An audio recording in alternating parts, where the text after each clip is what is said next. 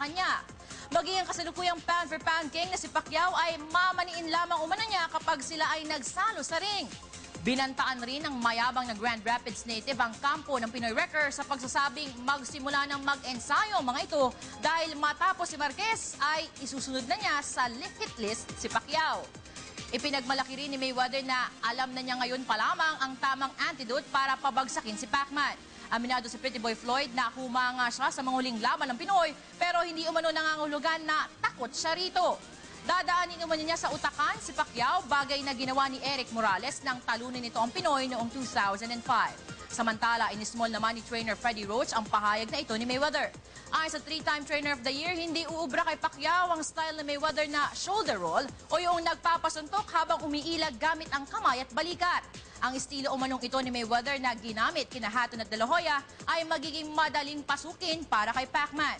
Ani Roach, magiging bukas ang bodega ni Pretty Boy Floyd, bagay na kanilang papalambutin hanggang sa manghina na ng husto ang mayabang na boxer.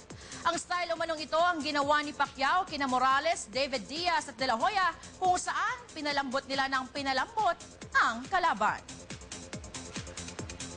Samantala, ibininyag naman ho ng controversial boxing insider na si Michael Marley kung gaano na kabangkarote si Floyd Mayweather Jr. Ayon ho sa writer na malimit na nauunang maglabas ng mga maintrigang istorya sa Boxing Dome, nakahanay na po ang sa bentahan ng Cadillac Escalade ni Pretty Boy Floyd. Totoo umano ang ulat na malaki na ang utang sa tax ni Mayweather sa Internal Revenue Service. Bukod doon sa pagbebenta sa kanyang luxury car, maaari ring magbenta na ng ilang gamit ang nagbabalik aksyong fighter. Ang istorya pong ito ni Marley ay nagpapatibay umano sa hinala ng marami na wala ng pera si Mayweather, kung kaya't dali-dali nitong kinagat ang alok ng Golden Boy Promotions na lumabang muli.